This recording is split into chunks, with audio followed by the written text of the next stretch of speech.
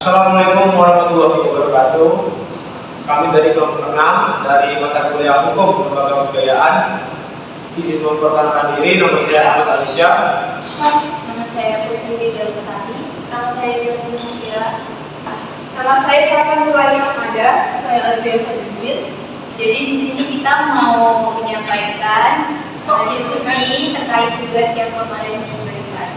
Baik Pak, di sini ada 5 soal terkait lembaga kebudayaan.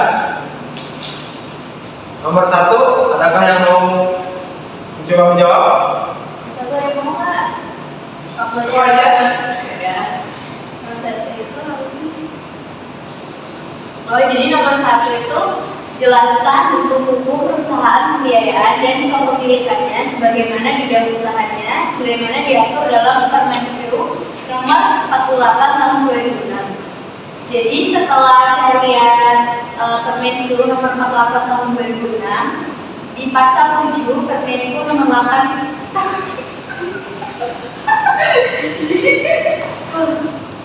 nanti dibangun aja.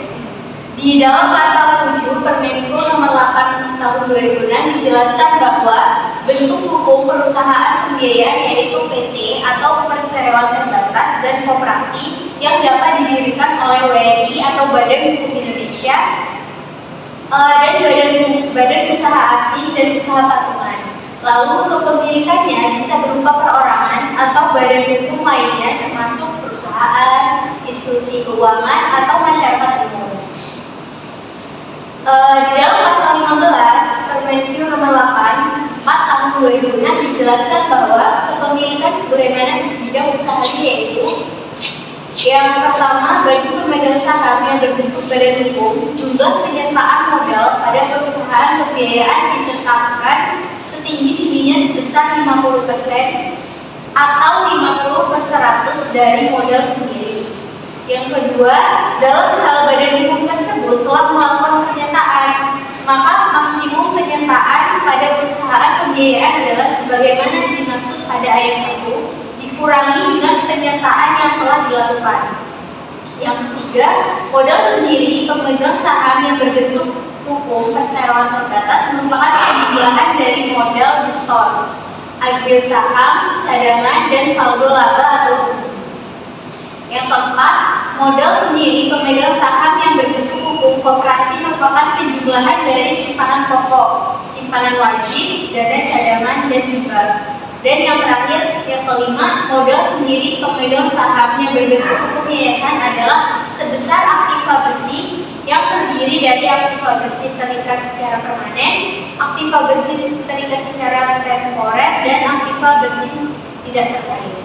Ada yang mau nambahin nggak? Lengkap sih itu ya. Cukup. Kalau yang mau nambahin apa sih? Oke.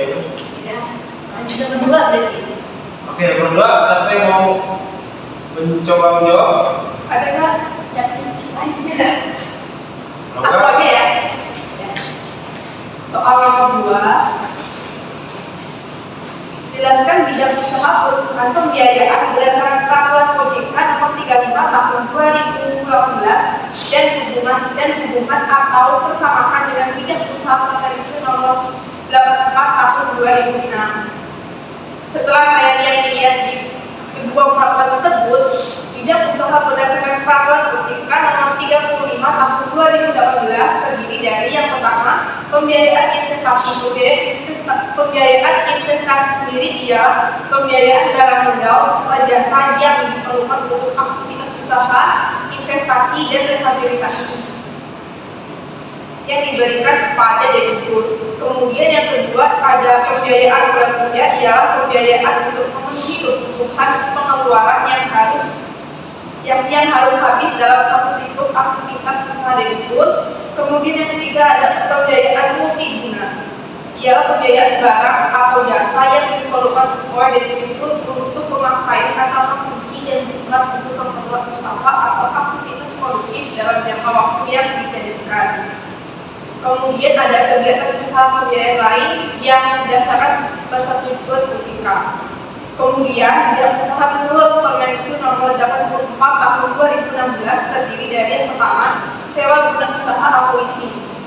Sewa guna usaha atau leasing ini kegiatan pembiayaan dalam bentuk penyediaan barang modal, baik secara sewa guna usaha dengan hak opsi maupun sewa guna usaha tanpa hak opsi, untuk digunakan oleh penyewa guna usaha selama jangka waktu tertentu berdasarkan pembayaran secara angsuran.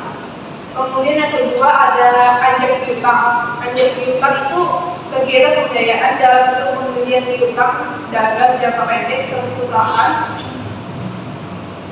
atas piutang tersebut.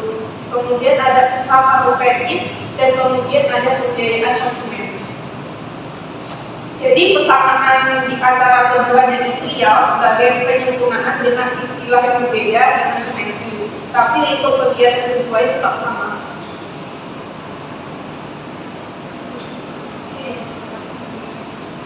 Ada yang mau nanya? Lengkap jawabannya? Lengkap.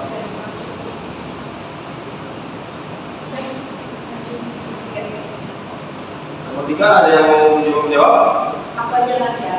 Ya boleh. Oke, untuk yang nomor 3, pertanyaannya, jelaskan mengenai lessor, leasing, barang modal, hak opsi, dan nilai sisa. Yang pertama yaitu, lessor adalah perusahaan leasing atau pihak yang memberikan jasa pembiayaan kepada pihak leasing dalam bentuk barang modal. Lessor hanya diperkenankan memberikan pembiayaan barang modal kepada leasing yang telah memiliki NPWP, mempunyai kegiatan usaha dan atau pekerjaan yang bebas. Yang kedua yaitu, leasing adalah perusahaan atau pihak yang menggunakan barang modal dengan pembiayaan dari lessor. Leasing dilarang menyewa guna usaha kembali barang modal yang disewa guna usaha pada pihak lain. Yang ketiga yaitu barang modal. Barang modal adalah setiap aktiva tetap berwujud termasuk tanah sepanjang di atas tanah tersebut melekat aktiva tetap berupa bangunan atau bank, dan tanah serta aktiva dimaksud merupakan suatu kesatuan pemilikan yang mempunyai masa manfaat lebih dari 1 tahun. Yang keempat yaitu hak opsi adalah hak leasing untuk membeli barang modal yang disewa guna usaha atau memperpanjang jangka waktu perjanjian sewa guna usaha. Yang terakhir yaitu nilai sisa. Nilai sisa adalah barang modal pada akhir masa sewa guna usaha yang telah disepakati oleh lessor dengan leasing pada awal masa sewa guna usaha. Oke. Untuk nomor 4, saya rasa saya aja jawab. Pertanyaannya, jelaskan mengenai final list dan operating list dengan ciri-ciri perbedaannya serta jelaskan mengenai sell and leaseback. Oke. Final list adalah sewa guna usaha dan hak opsi untuk membeli opsi sewa guna usaha pada akhir masa sewa. Ciri-ciri perbedaan final list ialah objek leasing tetap milik lessor sampai dilakukannya hak opsi. Kedua, barang modal bisa berbentuk barang bergerak atau tidak bergerak. Yang ketiga, masa sewa barang modal sama. Yang ketiga, masa sewa barang modal sama dengan masa umur ekonomisnya. Oke. Operating lease adalah kontrak sewa guna usaha yang dipakai untuk menyewa aset. Kontrak ini tidak memiliki hak opsi untuk memperpanjang masa sewa ketika kontrak berakhir.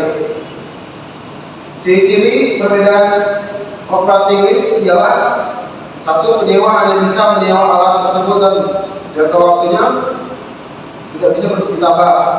Yang kedua, pembayaran secara lease payment, yaitu jumlah uang yang harus dibayar oleh lease kepada lessor selama rentang waktu yang sudah ditentukan bersama.